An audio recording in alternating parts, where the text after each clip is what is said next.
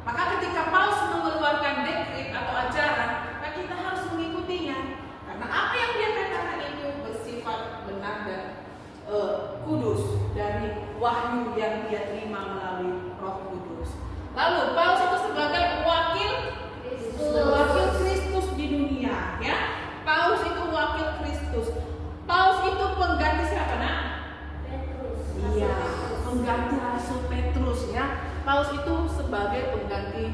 survei terus.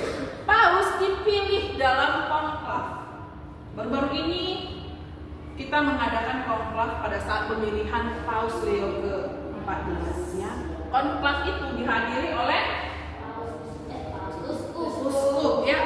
uskup yang ada di seluruh dunia, yaitu termasuk nama Paus uskup kita Suryo. Paus dalam hubungan bilateral bertindak sebagai kepala negara. Jadi Paus itu juga sebagai presiden yang mana? Vatikan ya. Jadi Vatikan itu adalah sebuah negara sama seperti Indonesia. Jadi Paus itu banyak sekali, dia kepala pemimpin gereja seluruh dunia, dia juga presidennya di negara Vatikan ya. Oke, lihat ini kapel, istana dari atas, inilah istana Roma, inilah Vatikan dari atas gedung kita. Inilah dia gereja-gereja yang ada di Vatikan. Banyak sekali ornamen-ornamen di dalamnya, banyak sekali patung-patung, banyak sekali gambar-gambar orang kudus di dalamnya. Ada yang pernah ke sana? Tidak ada yang pernah ke Vatikan? Inilah para kardinal. Kardinal ini siapa? Uskup ya nak. Kardinal ini adalah uskup yang terpilih. Mereka inilah wakilnya setiap keuskupan. Ada setiap negara ada satu kardinalnya. Mereka lah yang diutus ke Vatikan untuk pemilihan paus waktu itu. Para kardinal ini. Oke. Inilah mereka sedang mengadakan pemilihan paus itu. Beginilah prosesnya. Yang semua yang di dalam sini orang-orang kudus, orang-orang pilihan. Nah, udah kenal ini sama siapa kenalan? Dargo. Inilah Bapak uskup kita Cornelius Sipai. Oke, uskup itu tugasnya apa? Uskup itu sebagai kepala gereja lokal. Gereja lokal itu maksudnya di dalam sebuah paroki, di dalam sebuah provinsi terdapat beberapa paroki. Dialah pimpinan dari seluruh paroki yang ada di satu provinsi. Dialah pimpinannya. Maka di dalam satu provinsi harus ada keuskupan. Seperti kita di Keuskupan Agung Medan. Keuskupan Agung Medan punya satu uskup namanya Cornelius Sipai. Terus apa lagi? Dalam menjalankan tugasnya, ia tetap menjalin relasi dengan para uskup yang lain. Tugas utamanya ialah mempertemukan dan mempersatukan umat. Jadi setiap kali datang paus uskup ke gereja kita, itu kan pasti pesta ya. Kalau datang uskup pasti kita pesta. Baru-baru ini kita mengadakan pesta. Waktu itu datang uskup pesta. Pastor paroki Kisaran. Dia adalah pastor paroki Kisaran. Pastor paroki Sakrament Markus. Apa tugasnya Bapak? Pastor ini, imam kita ini, tugasnya adalah memimpin atau apa lagi tugasnya? Mengambil bagian dalam imamat Kristus. Oke, dari dia kita menerima sakramen ya. Kemudian apa lagi? Pelayan liturgi. Melalui imam itu kita merayakan Ekaristi.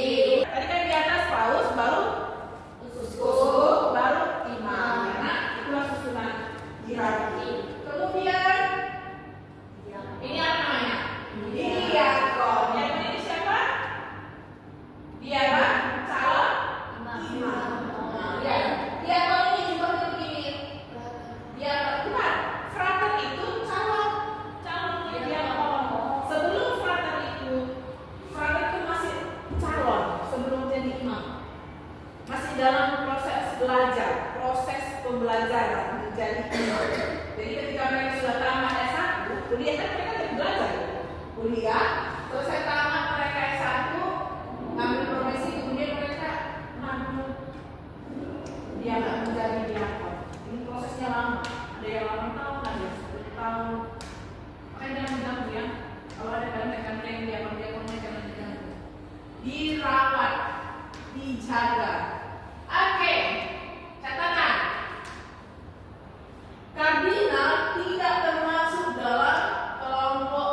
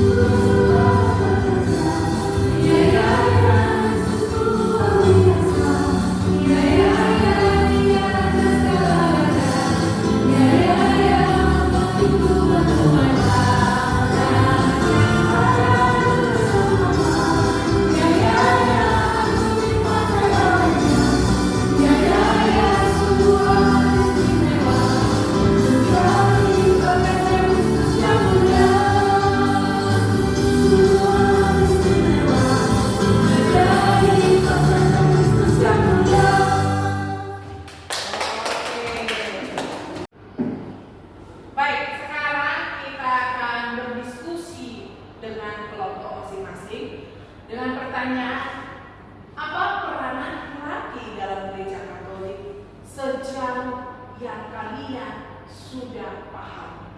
Oke, itu pertanyaannya. Silakan kalian berbalik, berdiskusi bersama kelompok.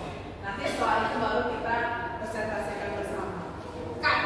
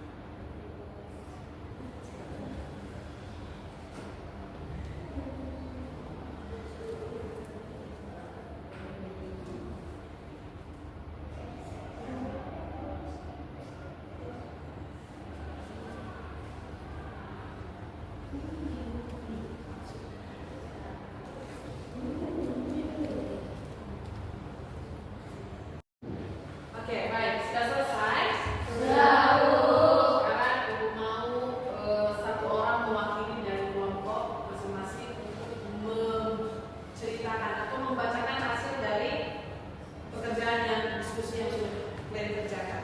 Oke, silakan maju ke depan. Satu kelompok. Jadi 2 orang maju ke depan. Ya, sekalian dibaca. Ayo.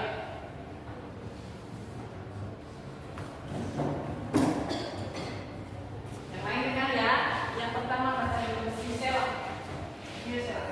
Selamat siang semuanya. Siang.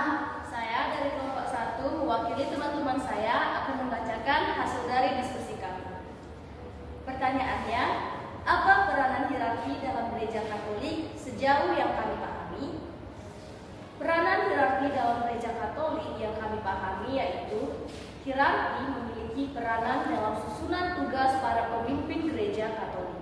Seperti Paus yang berperan sebagai pemimpin universal gereja Katolik, Uskup Roma, dan pengganti Rasul Petrus, dan berperan juga sebagai kepala negara Vatikan. Lalu Uskup yang berperan dan bertugas sebagai pemimpin gereja lokal dan sebagai pemersatu umat. Contohnya, Monsignor Cornelius Sipayu yang merupakan Uskup Agung Medan kita. Selanjutnya adalah imam dan diakon yang berperan dan bertugas sebagai pemberi sakramen bagi umat di suatu gereja atau paroki. Pada dasarnya, kardinal bukanlah bagian dari hierarki gereja Katolik, namun berperan sebagai pemilih paus baru dari konklave. Sekian diskusi kami mengenai peranan hierarki dalam gereja Katolik. Jika ada kesalahan, kami mohon maaf. Oke, kita berikan aplaus. Selanjutnya kami persilakan grup kedua, kelompok 2 presentasikan hasil diskusi mereka. Silakan. Selanjutnya, saya akan membacakan hasil diskusi dari kelompok 2, yaitu apa peran hierarki dalam gereja Katolik. Hierarki dalam gereja Katolik adalah susunan tingkat jabatan yang teratur yang mengajar peran dan tanggung jawab para pemimpin gereja. Fungsinya adalah menjaga kesatuan iman, mengatur liturgi, dan memimpin umat. Inilah penjelasan setiap tingkat dalam hierarki gereja Katolik. Diawali dari Paus. Peran Paus adalah pemimpin tertinggi gereja Katolik di seluruh dunia atau penerus Santo Petrus. Tugas utamanya menjaga kesatuan iman di seluruh dunia, menetapkan ajaran resmi dan disiplin. Kedua, mengangkat kardinal, uskup, dan memimpin konstil. Selanjutnya, kardinal. Perannya penasihat utama paus dari biasanya memimpin keuskupan besar atau tugas khusus di Vatikan. Tugas utama memilih paus baru dalam kotiaf simbolnya jubah merah sebagai tanda siap berkorban bagi iman. Uskup Agung. Perannya memimpin keuskupan atau wilayah gereja tertentu. Tugas utama mengajar iman Katolik di wilayahnya, mengatur iman dan parokinya di keuskupan. Iman atau pastor. Pemimpin paroki, gereja lokal dan pelayanan sakramen. Tugas utama memimpin misa, membaptis, menikahkan dan memberikan pengampunan dosa. Selanjutnya diakon. Perannya pelayanan gereja yang membantu iman dan uskup. Tugas utama membaptis, memberkati perkawinan, berkhotbah, memimpin ibadat tanpa etis. Sekian dari kelompok 2. Kurang lebihnya saya mohon maaf. Jalan-jalan pakai baju kebaya, jangan lupa membawa minuman. Ya, namanya juga manusia, pasti tidak pernah luput dari kesalahan. Terima kasih.